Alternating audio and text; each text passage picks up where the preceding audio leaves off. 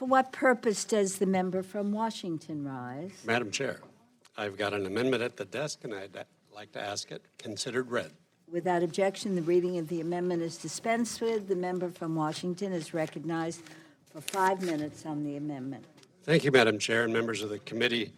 My amendment is a simple no funds provision to prevent the closure or the alteration of Forest Service Jobs Corps Civilian Conservation Centers, or CCCs.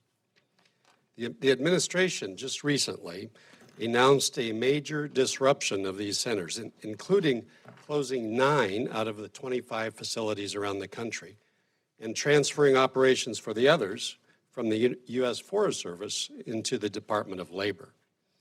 Now, these 25 centers provide critical support to rural communities in maintaining public lands, actively managing our nation's forests, and helping restore communities harmed by catastrophic wildfires. The Forest Service is uniquely qualified to teach conservation tools and the specialized skills required to prevent and mitigate the risk of catastrophic wildfires that we face each year, all while providing job training and skills development to young people and students in these Job Corps programs. These students provide a public service, one which would be far more expensive to replace than the way we currently offer under the program. As these students perform this public service, they gain valuable skills that shape the rest of their lives. I have met many of these students and their families, and I can tell you that these centers provide both an investment for the conservation of our public lands, but more importantly, a human investment in our communities. 3 of these facilities are in central and eastern Washington. 2 of them are in my district. The Fort Simcoe facility is located on the Yakima Indian Nation Reservation in White Swan, which is slated to be terminated under the administration's proposal. And the Columbia Basin facility in Moses Lake, which is to be consolidated. Both of these facilities rank in the 90th percentile. If we close these facilities or move the others under the operation of DOL, we will lose the Forest Service expertise and the wildfire suppression-based mission, so vitally important to rural communities in my district and those around the country, many of which are surrounded with vast national forests and have been inundated by large catastrophic wildfires in recent years. Madam Chair, I have to say, it appears the administration's rollout of this proposal was done carelessly and without the data or the statistics to point to any rhyme or reason as to how the decisions were made. In fact, many of the facilities slated to be closed, like the Fort Simcoe facility in my district, are some of the highest performing centers in the country. Just this morning, it was reported that President Trump overruled his own administration's proposal to close a high-performing facility in the state of Montana because the junior senator from Montana called the president to protest its closure. Well, Madam Chair, I can tell you I am working with more than 50 members of Congress on both sides of the aisle, on both sides of the rotunda, to send a letter to the administration opposing the closure or transfer of facilities in our own districts. I would hope that the administration hears loud and clear, but in the meantime, I respectfully ask for my colleagues' support on this amendment, and I yield back the balance of my time. And I'm delighted to give the microphone to our distinguished chair, Mr. Bishop. I thank the gentle lady for recognizing me. Let me just say I rise in strong support of this amendment. As the co-chair of the Congressional Job Corps Caucus, I feel very, very offended that the administration would take this move. The program has a track record of success, including more than 300 students that were sent to wildfire assignments in 2017 that provided over 200,000 hours of support in fighting the wildfires. Just yesterday in the House, we passed a $19.1 billion disaster bill for multiple natural disasters, including wildfires, that provides relief once the president signs it for many, many communities that were impacted. Wildfires are a tremendous threat to our nation, particularly in the western part of our nation. We need all of the apprentices that can be trained by the Job Corps to assist the Forest Service in fighting and preventing these wildfires. I think it's a bad move, and had this amendment not been introduced by Mr. Newhouse, I would have introduced it myself. So I urge a yes vote on this amendment. Ms. McCullum, and then I want to remind my colleagues, the vote is coming shortly.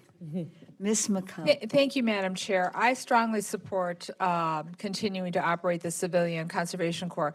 Just less than a month ago, this committee passed the Labor, Health, and Human Services bill, and I thank Chair DeLaura for that.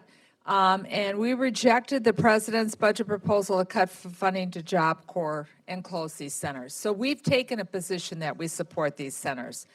And I'm going to give you some national statistics. I don't have one of these centers in my congressional district, but this is important to the work that Ranking Member Joyce and I and the rest of us on the Interior Subcommittee do. Should these centers be closed? The loss of 1,300 full-time and temporary jobs in the U.S. Forest Service, 3,000 students at risk of losing the opportunity to develop the necessary skills.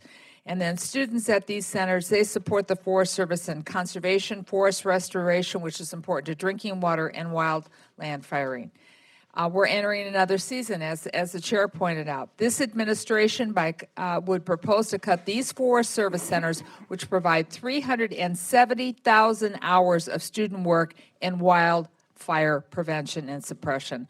So that's all I wanted to add. This will add to our budget and having to recover and do more disaster relief if we don't adopt this amendment. I yield back. Ms. DeLaura. Thank you, Madam Chair. I rise in support of the amendment. For more than 50 years, the Job Corps program has offered economic and academic enrichment for disconnected youth. According to data from the Department of Labor, in the first half of program year 2018, more than half of Job Corps enrollees were high school dropouts. Nearly a quarter were from families receiving public assistance, and almost a third have a self-reported disability. Clearly, there's a need to invest in this program. Instead, the president's budget request proposes to cut $703 million, a reduction of 41% from the Job Corps program overall. As my colleague from Minnesota pointed out, we rejected that proposal in the Labor H bill and instead invested an additional $150 million. The administration claims civilian conservation centers are overrepresented among low-performing centers. That is not the case. In fact, these centers are overrepresented in the ranks of the highest performing Job Corps centers. Program year 2017, 6 of the top 15 Job Corps centers were civilian conservation centers, including the highest performing center in the country. I am glad to support this amendment that rejects the administration's plan to terminate the joint partnership between the USDA and the Department of Labor that governs the operation of Job Corps civilian conservation centers. The Trump administration would turn its back on disconnected and vulnerable youth, especially those that depend on the Job Corps program in rural communities. But I am confident that Congress will take the necessary steps to make sure that this does not happen. These centers give disadvantaged young people valuable on-the-job experience and training, putting them on a path to a good job while learning how to conserve and how to protect our natural resources. I urge my colleagues to vote in favor of this amendment. Mr. Pocan. Thank you, Madam Chair. I also rise to support Mr. Newhouse's amendment. When we finished a very strong bill in committee, and I want to congratulate our subcommittee chair and ranking member and the staff for the strong bill. After that, the administration made this decision on a Friday before we left to go home last week, and I went to a meeting that Wednesday, and it kept coming up from contractors and from labor, not just the great work that happens around working on forest fires and other issues, but how it helps to connect people to trades to get good paying, family-supporting jobs. I have a center in my state about as far away from my district as you could possibly be, and yet the impact from my district, this came up over and over that day, just showed how important it was. So I just wanted to rise and support this bipartisan effort on behalf of Mr. Newhouse, and I support the amendment. If there is no further debate, the member from Washington is recognized on the amendment for 1 minute to close. Madam Chair, and I appreciate all the positive comments around this issue. You know, I'm a strong supporter of the administration's commitment to bringing prosperity to rural America. Their focus on promoting policies to protect rural communities is critical, truly is critical to America's national security, our stability, and the prosperity to rural areas around the country. But unfortunately, this recent proposal by the Forest Service to close these Job Corps facilities and remove the forest-based mission from the remaining centers will hurt rural America. And that's a simple enough statement. That is what this will do. And therefore, I humbly ask you to support this amendment to prevent this misguided proposal from moving forward. And thank you, and reserve the balance of my time. The question is on the amendment offered by the member from Washington. All those in favor say aye. Aye. Those opposed say no. In the opinion of the chair, the ayes have it. The amendment is adopted.